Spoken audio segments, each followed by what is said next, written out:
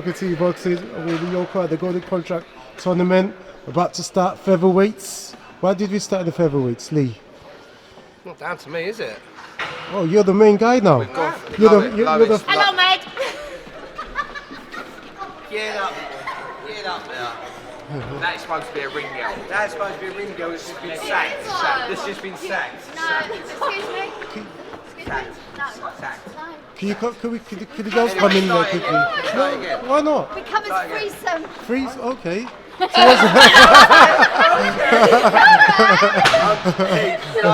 Start again. Okay. What's that? Oh. Right, this is UncleTboxing. And you know what? I'm quite upset because I've seen you guys together at IFL TV. You're just not showing Uncle T any love. I mean, this is just like, you know. Well, we're here, Dave. We're in now. Uncle T needs to up his game. Do you know what I mean? But he's coming.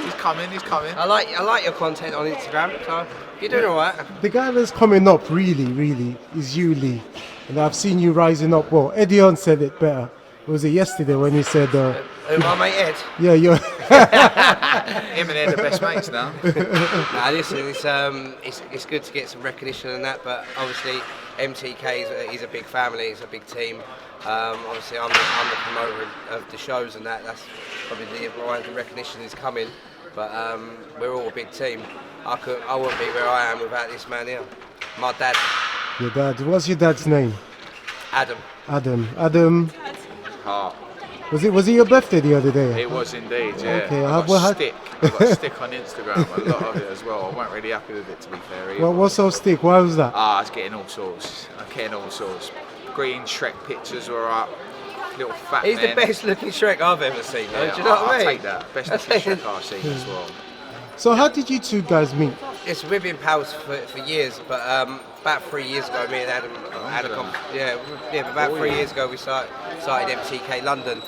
We had a little conversation, and with obviously MTK, and we started MTK London, and it's been going from now. We started off with one show, and it just from strength to strength just built and built and built. For the first couple of years, he was my babysitter, holding me back, making sure I'm doing things properly, professionally and that. But yeah, things have really took off for MTK, and London's thriving. Adam looks after about 40 boxers in London, just signed 6 good talents, so things are busy for him, and obviously busy with me with the shows. When you talk about 6 new ones, is it like the Elliot Will? Yeah, Elliot. I helped sign with MTK. We signed Elliot Wow, Will Hamilton, Prosper, Bassi, George Mitchell, and Charlie Kenny. I've been looking. Obviously, I've been going to a lot of the amateur shows. I'm at as many as I can possibly be at, and they were the ones that I liked. Charlie Kenny's a real good prospect. George Mitchell's 18, real good looking kid, can fight like hell, so Will Hamilton's a banger. I think he'll sell a lot of tickets. Like all of them, every single one of them kids will do something. Don't know what they'll do, but it's down to them. Like we can give them the platform now, and then it's down to them to show us their talent. Can you explain to me how you felt when the Sky camera was on your face the other day? Blue balls and a velvet bag. You know what? I turned up at the British Border Control Awards, and Andy Scott was like, he grabbed me, he was like, come here. I was like, what? He stuck his camera. I was like, oh mate, I went to pieces. Started being a stuttering mess. Well, but It was like. Shut up. No, he was like the Mandarin off of what's that program called? Oh, bore off with you. I'm telling you, you know what I mean? It was hilarious. Dad, shut up. You're embarrassing me. Listen, I've made a meme about it. There's a meme going blue balls. So, anyway, who cares? Let's just say you just need a little bit more practice before. Listen, I need to do a bit of media training, don't I? So, before you become, you've got to be natural like Eddie Hearn, but you know. Maybe one day, but at the minute, definitely not. So I ain't got my velvet bag. So why did you start boxing? What was the reason? I started doing white collar and charity shows for the first 3 years, and before I joined MTK, I've done about 60 to 70 events. So I was in the game and learnt the game from the ground, like obviously the ground upwards, and now obviously since I've been with MTK, it's just grown. We went and like Lee's shows went to go and have a look at his shows, and I'd been involved in the fight industry and boxing and kickboxing, so I know shows. That's the last 20 years has been my life. So when I had a look at one of these shows, and we're talking 4 years ago, and it was a charity event, and I remember going to it, and it had wow factor. He had red carpet, he had walkways, he had strobe lights, disco ball. Disco ball. It was disco ball. The disco ball, and there was fire flames. And then, being honest, you go to other people's shows, like there were pro shows, and his shows were 20 times better, 100 times better than what they're putting on and giving to the public. And that was just a charity event. And then then obviously he needed experience to grow into where he is today, and we're the MTK on Sky Sports, so he's come a long way, but it was all his vision and what he was doing from 4 or 5 years ago was there to be seen, and he just needed a platform, and I suppose he was a rough diamond that needed cleaning. Yeah. What was the money like doing shows for that white collar? Was it profitable or? Yeah, it's a few quid in it. Yeah. Yeah. Because I heard Why, a do you want lot. to do one? No. No, But I heard a lot of you can pros, earn- for example. you can earn a living out of it if you do it properly and stuff like that. But it wasn't about that. It was more of a passion for me. Yeah. I enjoyed doing it, and I enjoyed doing it and being part of boxing. So that was more like how it was for me. It wasn't about the money. You say passion, but you've got a young family. You got a wife that likes riding horses and that. So it's got to be a little bit with the money, though, no? No, it is. Obviously, everyone's got to earn money, ain't they? So but it ain't about this. This job's more of a passion for me. I love boxing, and I'm doing my dream job. If you think you're going to get rich out of boxing, you ain't. Are you going to have a good time? Yeah. Like, listen, you can't beat the buzz of being involved in professional boxing and being around everything that's going on and all the hype and everything that's involved in boxing as we are today.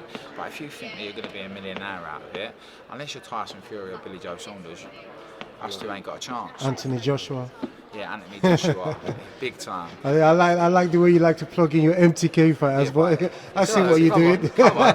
But it's the truth though. Like, but you can't beat this. Like you cannot beat working in this environment and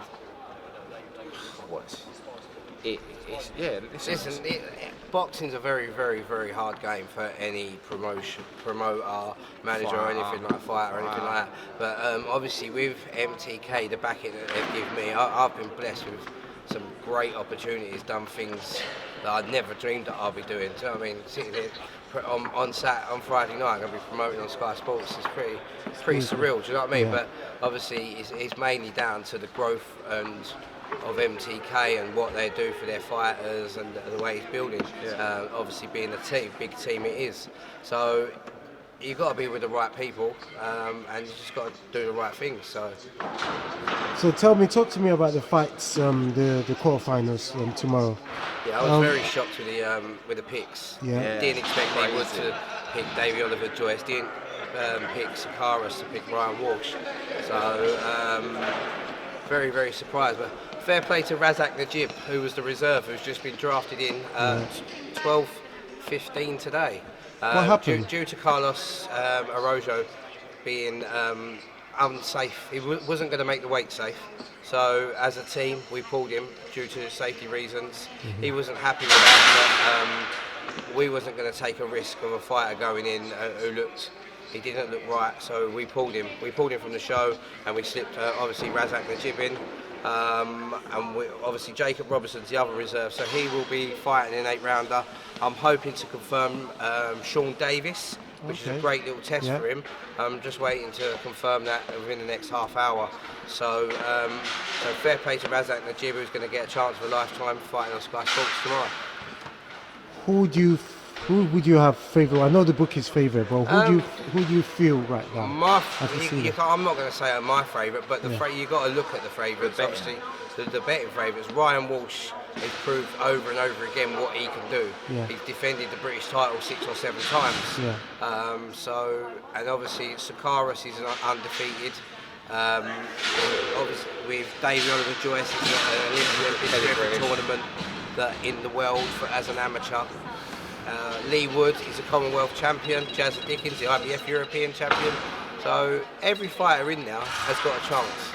So, and I know it sounds stupid, but Razza, the kid who's just come in today, Razza. Yeah, Razza, if he could win this tournament. And yesterday he weren't even in it. Because if he's got the opportunity, hasn't he? So he's got the opportunity. Like, it's mad. Like, he lost a unanimous decision to Carlos Ramos, who's in the tournament as well for the EU title. Yeah. So he's mixed at that level. Yeah. So fair play to him. Ryan Walsh, he was in your last show, wasn't he? And he got a split decision. That was a very, very close fight. Yeah, but listen, not making no excuse or anything like that. Right, a couple of weeks before that, Ryan was in bed for 10 days. You know what I mean? So there is always mitigating circumstances to why people. I'm not going to fight say well. it's an excuse or anything. Nah. We didn't say that on the night, but Ryan wasn't. He struggled to make the weight due to obviously things beyond his control.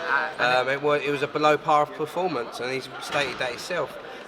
So I believe tomorrow night is his time to shine. He did strip down to his boxes and took away his. It doesn't matter. No? Listen, he's made weight. Like, Okay. He's made weight. That Ryan Walsh is a problem.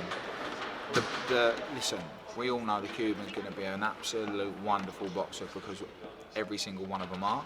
But can Ryan Walsh implement his tactics by sitting on his chest and bringing him into a war? We see it on Saturday night with Sean Porter. Can he do that? And that's what it's going to be about. Can he instill the way that he wants to fight? Hello, mate. Onto Sakaris. And this is what this competition is all about. It's putting the best up against the best, and let's see who is the best. And there's only one way of doing it, and that's letting them all fight each other. Who did you have winning that fight? Who? Porter against. Do you know what? Errol Until the Spence. knockdown, like you've got to listen. Like I've always rated. Terence Crawford. No, it ain't Terence Crawford. Sean Porter. No. Sure. What, Errol Spence? Yeah, I've always rated Errol Spence. Oh, Since yeah. what he, I don't listen, know what I'm on about. listen, Didn't you even leave the watch boxing it. to me, I didn't mate. even You watch leave- it, so- So listen, Errol Spence for me was an unbelievable. He's an unbelievable boxer, but we get to see that Sean Porter, determination, heart, bullish attitude, and the way that he fights, and he's so fit, can cause anyone a problem. Like did he show frailties within Errol Spence? I don't know, but who out there in the welterweight division fights that Porter? Is there anyone that's going to be able to do that to him? Is Terence Crawford going to be a different test altogether? You know, because he's not going to be Terence Crawford's not going to be as wild as Porter. So yeah, look, listen. Every single fight is different, Different styles, and every yeah. single So I know it sounds stupid, but Porter and him could fight another 10 times, and there'll be another 10 outcomes within that fight. Yeah. So that's why I don't agree with people saying, because of that fight, fucking Terence Crawford's the thing. Listen, Terence Crawford is the man, but he don't fight like Porter. So you'll definitely have a different outcome.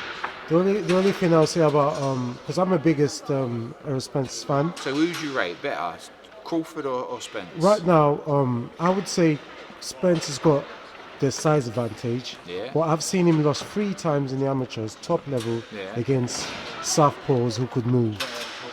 So right now, and the advantage he had was that he was able to hurt. Spence. He was able to hurt his opponent, but in the last 2 fights, he hasn't stopped them.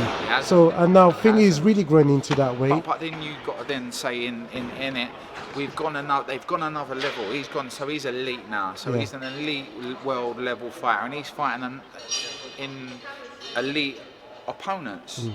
Now, they're not going to get stopped unless it's a shot they don't see, a shot that comes out of nowhere, because they're that good. And in saying that, I just can't see Errol Spence outboxing Terence Crawford. He can't box. He can't box. I don't believe that he can outbox Crawford. But then can he outfight him? That's another question. We will see. We will see. We will see. But it was surprising me how fast Sean Porter was with his feet and his hands. Yeah, because the fight before he showed, because he's always tried to bully his opponent. Yeah. But if you see that his jab was pretty good the other night as well, he's been working on his jab and he's been working about circling and moving his feet and taking a break. And that's part of boxing, I think. Because you can't bully everyone. Yeah. It's true. It's true. And a jab is the best shot in boxing. And any young kid coming up needs to know that the jab is the key. Defense, attack. So anyway, back to tomorrow. Yeah. You're looking forward to it? Unbelievable. Yeah. Yeah, come on, it's unbelievable. Sky Sports, Beautiful. MTK. It's mad. Honestly, it's crazy. We'll be looking forward to it. And Adam, I don't know where Lee's gone. They shoot off, you know what I mean? You know what it is? He's not camera ready. Yeah. And when it's time to talk about real boxing, Come and you talk to me, mate. 100%. Thank you, sir. Well, Adam, thank you very much you, and all the brother. best. Thank you.